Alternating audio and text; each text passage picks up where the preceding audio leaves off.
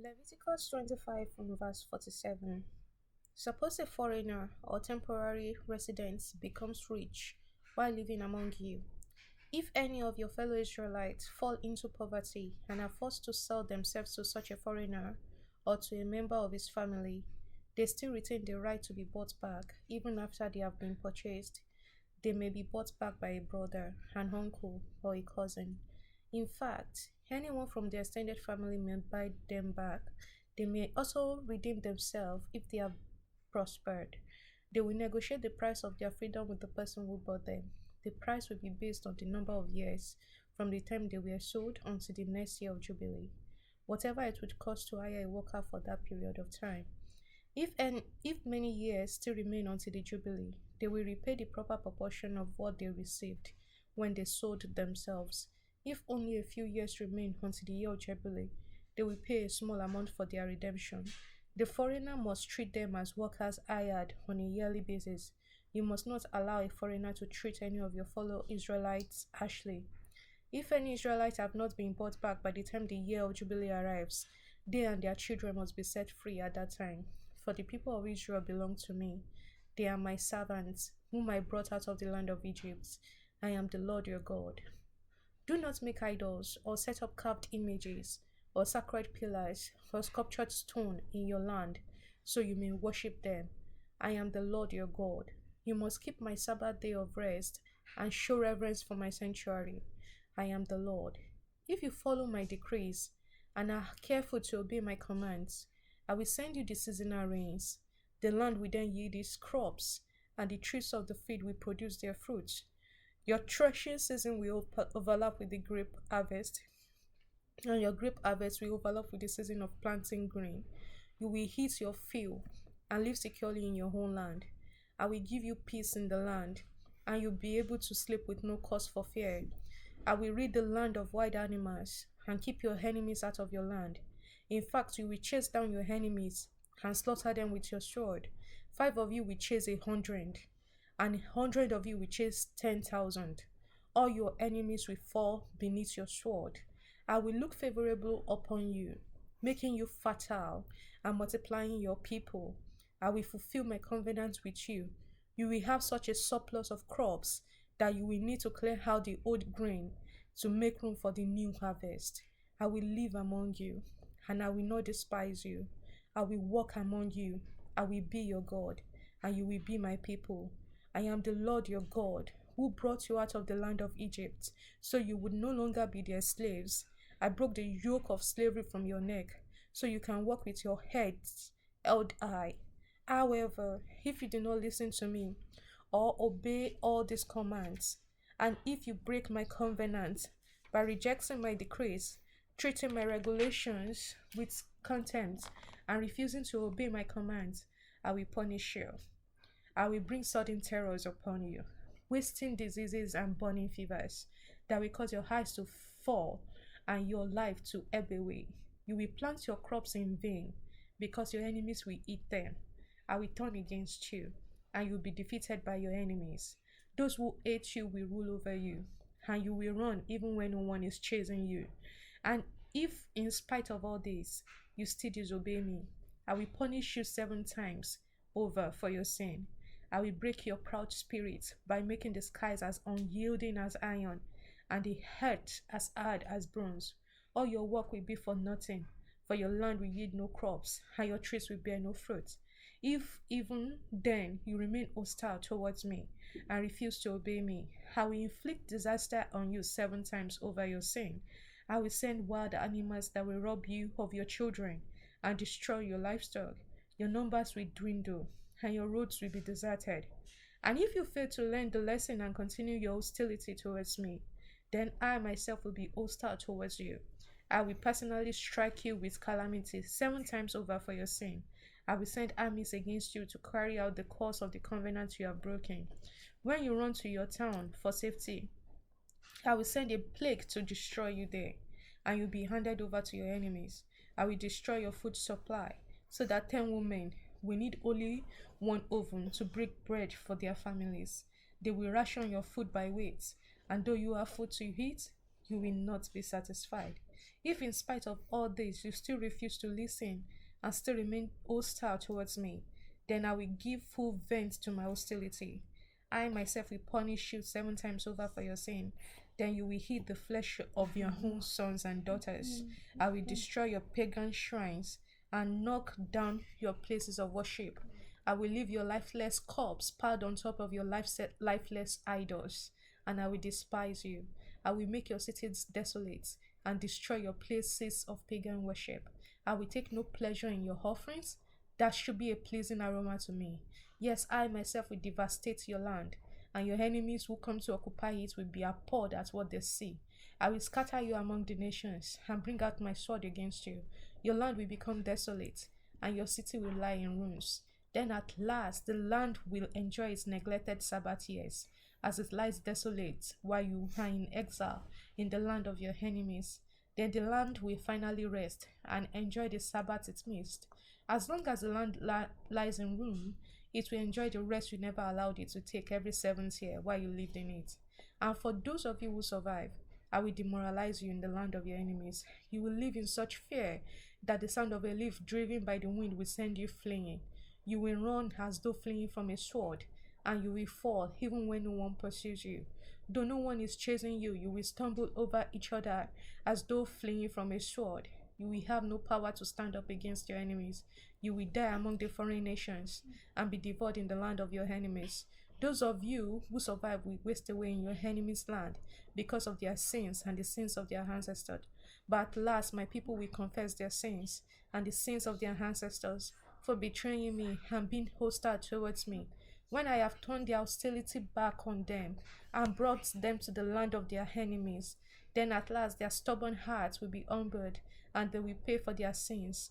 Then I will remember my covenant with Jacob, and my covenant with Isaac, and my covenant with Abraham, and I will remember the land, for the land must be abundant to enjoy its years of Sabbath rest, as it lies deserted. At last the people will pay for their sins, for they have continually rejected my regulations and despised my decrees. But despite all this, I will not utterly reject or despise them while they are in exile land of their enemies. I will not cancel my covenants with them by wiping them out, for I am the Lord their God.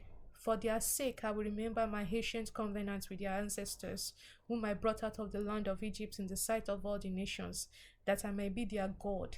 I am the Lord.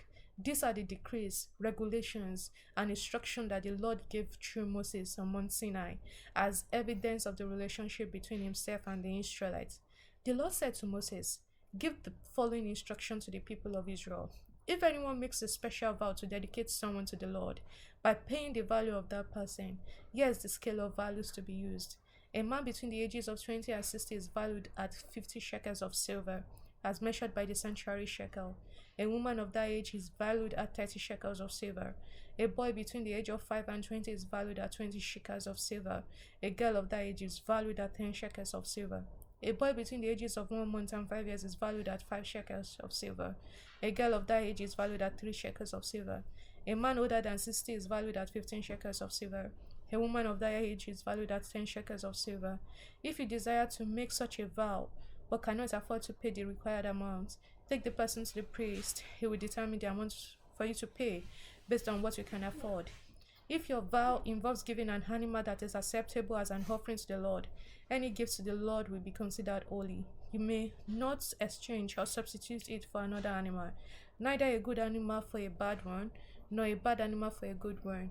But if you do exchange one animal for another, then both the original animal and its substitute will be considered holy. If your vow involves an unclean animal, one that is not acceptable as an offering to the Lord, then you must bring the animal to the priest. It will assess its value, and its assessment will be final, whether high or low. If you want to buy back the animal, you must pay the value set by the priest, plus 20%. Mark 10 from verse 32.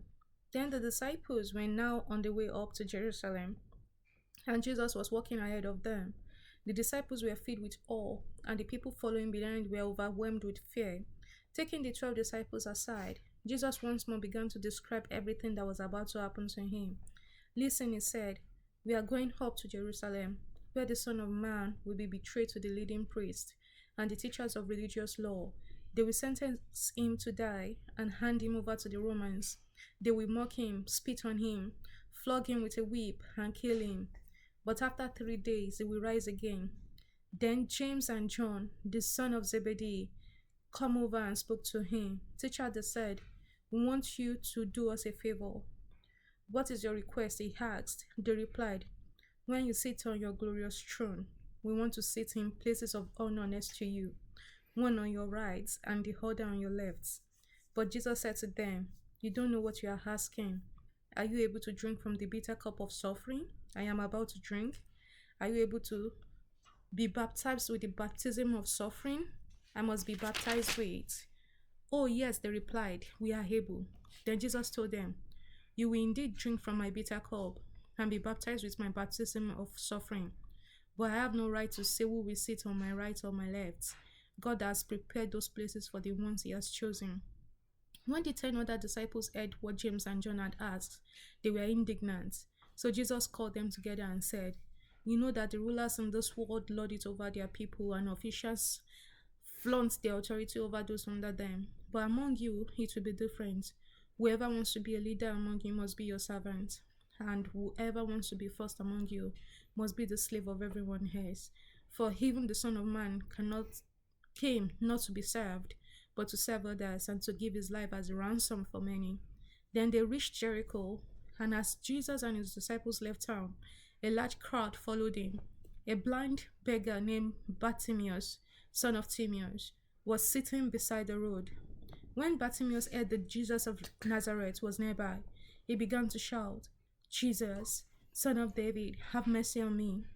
Be quiet, many of the people yelled at him, but he only shouted louder, Son of David, have mercy on me. When Jesus heard him, he stopped and said, tell him to come to me. So they called the blind man. Cheer up, they said, come on, he's calling you. Bartimaeus threw aside his coat, jumped up, and came to Jesus. What do you want me to do for you? Jesus asked. My rabbi, the blind man said, I want to see. And Jesus said to him, go, for your faith has healed you. Instantly the man could see. He followed Jesus down the road. Psalm 45 from verse 1. Beautiful words stir my heart. I will recite a lovely poem about the king, for my tongue is like the pen of a skillful poet. You are the most handsome of all. Gracious words stream from your lips. God himself has blessed you forever. Put on your sword, O mighty warrior. You are so glorious, so majestic. In your majesty, ride out to victory, defending truth, humility, and justice. Go forth to perform awe-inspiring deeds. Your arrows are sharp, piercing your enemy's heart. The nations fall beneath your feet. Your throne, O God, endures forever and ever. You rule with a scepter of justice. You love justice and hate evil. Therefore God, your God has anointed you, pouring out the oil of joy on you more than on anyone else. Myrrh, aloes, and cassia perfume your robes. In ivory palaces the music of strings entertains you. King's daughters are among your noble women. At your right side stand the queen, wearing jewelry of finest gold from Ophir. Listen to me, O royal daughter. Take the heart what I say. Forget your people and your family far away, for your royal husband delights in your beauty. Honor him, for he is your Lord. The princess of Tyre will shower you with gifts. The wealthy will beg your favor. The bride, a princess looking glorious in her golden crown. In her beautiful robes, she is led to the king, accompanied by her bridesmaids. What a joyful and enthusiastic procession as they enter the king's palace. Your son will become kings like their father. You will make them rulers over many lands. I will bring honor to your name in every generation. Therefore the nations will praise you forever and ever. Proverbs 10 verse 22. The blessing of the Lord makes a person rich, and he has no sorrow with it.